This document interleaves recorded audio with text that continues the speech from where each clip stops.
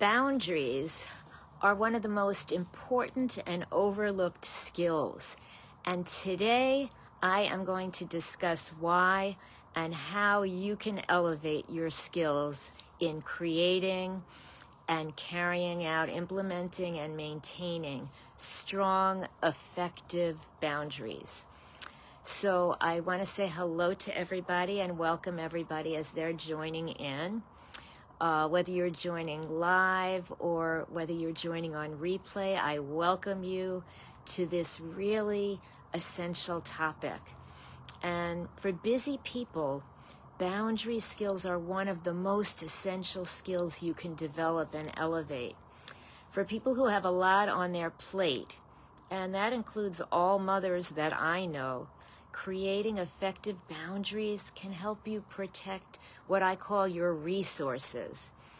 And again, I want to welcome people in. I see people joining in, and I congratulate you all on showing up for yourself and on taking steps to make life stronger, more effective, more efficient, and more successful for you and your family and your work. So hello to everybody, and if anybody would like to say hello in the comments to us, I love to see our members building community. And we are talking today about boundaries, which I say is one of the most important and overlooked skills. And people who are busy frequently take time management courses and workshops, and they buy time management books.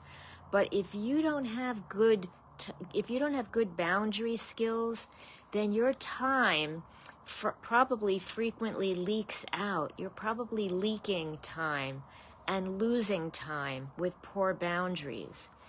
So effective boundaries can help protect your time and your energy and your focus and your attention and money and goals and priorities. Boundaries can serve so many purposes depending on your needs. So it's really important, but people are often hesitant and overwhelmed and resistant to creating and communicating boundaries. I often hear people say something like, well, boundaries will make me look rude or mean or unfriendly or confrontational. But if you learn how to communicate them effectively, that won't happen. You don't need to worry about it. Good boundary communications can help you express when you can be best accessible to help people, when you can be available to them. So, for example, you're not multitasking at work and talking to them on the phone and getting distracted on both. Boundaries actually help you form bridges to be better accessible and available. So if people make requests of your time or your attention or want help with something, and you'd really rather say no, here's the thing, and this is really important, here's the thing. If you say yes to someone who makes a request of your time or to ask you to help with something, and you say yes to the other person, but you'd really like to say no, you're saying no to yourself. You're saying no to your desires, to your comfort, to your goals, to your schedule, to your priorities. And you're saying yes to someone else. And it really bears thinking about that, whether you really want to do that. So let's take a look at a few examples of boundaries. And these examples that I'm giving you are common ones that I hear from my clients. So how about this? Friends or relatives call you at work frequently, and you don't really have time to talk to them because you're trying to get your work done. My mother-in-law used to do that all the time until I handled it in a very friendly way and she understood. But that's an example of getting interrupted at work. How about this? A friend or a coworker asks you to collaborate and help write a report that they've been assigned, but you don't have time because you have your own work. So that's another example, and we're going to go over these. How about this one? This is another common type of example I hear. A friend asks you to chip in $100 to buy a gift for another friend's birthday, and you feel that's too much. Here's another one. Your boss emails or calls you frequently on off hours, after work, or on weekends, and expects you to be available to speak and work 24/7. So these are some common examples that I hear from my clients, and especially having a boundary statement to a boss can be complicated. So I'm going to build your boundary skills with you today. First, let's talk about a definition of boundaries. So boundaries are rules and guidelines you use to protect your resources, like time and energy, focus and attention, money, goals, priorities. Again, they're rules and guidelines. And the truth is that implementing these boundary guidelines is saying no to someone who wants you to say yes, but you want to say no. And that's why it's difficult, because the person asks you because they'd like you to say yes. So, at first look, it feels like it's much easier to say yes. They're asking you, wouldn't it be easier to say yes if you didn't think of the consequences that it would have on your time or your energy or your focus? Because if you say yes to the person, that means you don't have time to work on your own work projects or your own priorities, or you don't have the focus to work on your priorities. And for people pleasers, and I know mothers for the most part love to make other people happy, it can be difficult to figure out a comfortable way to say no. And that's what I call boundary scripts. They're ways to communicate that really are polite and respectful, but communicate what you need to say. And again, without effective boundaries, it can result in increased stress for you, decreased productivity, increased resentment and frustration, and more. So let's look at boundaries as we build our tool. And let's think of the word boundary. We often think of boundaries in the context of physical boundaries.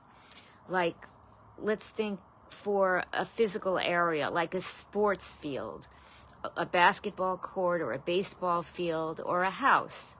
So it's clear on a sports field where it's legal to play and where it isn't. It helps clarify the rules and how things work and how people function. If the other team goes on your area or you go on their area, it's really clear who belongs where. And on your home, if there's a gate or a fence, it keeps people out who don't belong. But at a home, even without a gate or a fence, most people who don't belong don't typically trespass on your land, on your property, without a reason to come and see you if you know them or you're expecting them. Because property lines are well respected and understood. People respect your land. It's not the same thing for your time. People are happy to call you and ask you to do something for them when it's convenient for them, not necessarily for you. They're happy to ask you to help them work on a report or carry out a project. And they don't really think as much about your time as they think about they want to get this done. Again, the example of a coworker asks you to help them write a report and you don't have time. Or maybe a friend asks you to go to a community meeting that you don't have time for. Or you get 4 phone calls during the day at work from friends. So again, a boundary is a way of protecting your time and energy and your focus and your priorities. And the reason you need boundaries is to be able to do that. So there are 3 parts that you need to know about for boundaries. One is creating the boundary. It's thinking to yourself and defining for yourself what your boundary is. The second is communicating your boundaries, speaking and expressing what your boundary rules are to the people you know, explaining them. And I call those boundary scripts because you can make them respectful and polite and help people understand where you're at. And the third part of boundary creation is maintaining them. Sometimes you need to remind people to enforce your boundaries. And so when you have those all together, boundary works as a productivity tool, a time management tool, a goal-reaching tool, a stress prevention tool. And without those boundaries, all of those other tools can really be brought down, can disappear. So I want to remind you as well that when you create a boundary statement, you're not creating a barrier. That barrier was there. When the person asks you to write the report, you don't have time for it. So you're not creating a barrier. You're just expressing to the other person that you need to focus on your work, but you might be able to do something else. For example, for the person who asks you to write the report with them, you might be able to say, I can't write the report, but I'm happy to have a conversation with you to discuss what I think would be helpful to put in the report. That would take you less time. It's contributing to what the other person needs, but it's not giving up your full area of what you need. What about a phone call that interrupts your work? You might want to say something like, I can't talk now. I have to get a report out for work. If I talk to you while I'm writing this report, I won't have my full attention for you. I do have my lunch break at 2 o'clock. Can I give you a call then? Or I'm out of work at 6 o'clock and I'll be home tonight. Can I give you a call tonight? So that really expresses what your boundary is in these contexts, in these situations, and it expresses what you can do, which is really part of what a good boundary script usually does. It expresses what you can do. And what you can do doesn't mean you have to give up your boundary. It means you're going to protect your boundary. So I want you to think about maybe 2 or 3 boundaries that would be helpful in your life with people you work with or friends or relatives, and think about what your definition for those boundaries are, what your boundary script might be. How might you express this in a way that's polite and respectful? If you do need help with this, you are free to reach out for me, and I'm happy to have a conversation with you. Again, I think boundaries are so important, and you may need to reinforce them and maintain them.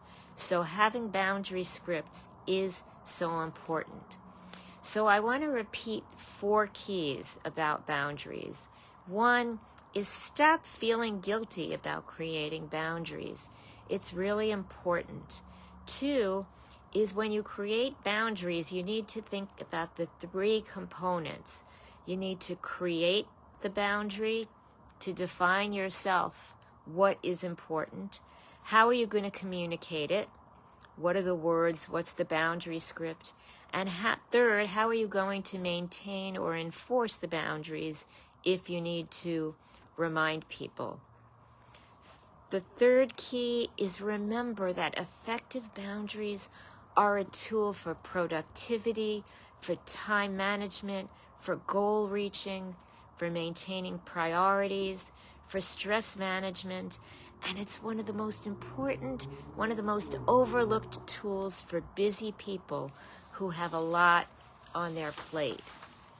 And 4, if you combine boundaries with all of the other tools that I just mentioned, it's really a package of tools that can really help you take control of your life. and help you create a pathway for success, to help create your best life. If you're interested in any of these areas, in all of these areas, if you have any questions, if you have any questions about boundary statements, I do invite you to schedule a phone call with me. If you don't know where that link is, go into our group and you'll find it in the description area and within the group. Again, this is such an important topic that I invite you to share this topic about boundaries and how it prevents you from losing all these other tools and how it supports and backs them all up. I invite you to share this topic with other people you know, with other mothers, friends, relatives, and if you want, you can invite them to join this group. I will admit people. You can invite them to join our group and watch this video and join our group every week if they'd like or whenever they'd like. Again, boundaries is one of the most underrated and spectacular important skills that you can gain. CEOs always have strong, effective boundaries. Their schedules are airtight. They know what they're doing at any moment. People respect their time, their focus, their attention, and don't infringe on their plans. Why? Because they have very clear boundaries. So I encourage you to take back control of your time, your energy, your focus, and your life, and direct your life for your priorities and your goal reaching. Don't allow other people to redefine your calendar, your to-do list, your priorities. Again, this is one of many strategies to help you and your family and your work. Remember, you are just a skill set away from a calm, happy, successful, your best life. So join me if I can help you. Schedule that appointment if you're interested in building these skills. Make sure you join me in the group during the week for many more recommendations. And back here again next Sunday for another new topic. So I wish you a great day, a great week. I will see you in the group, and I will see you here again next Sunday. Let's talk again soon.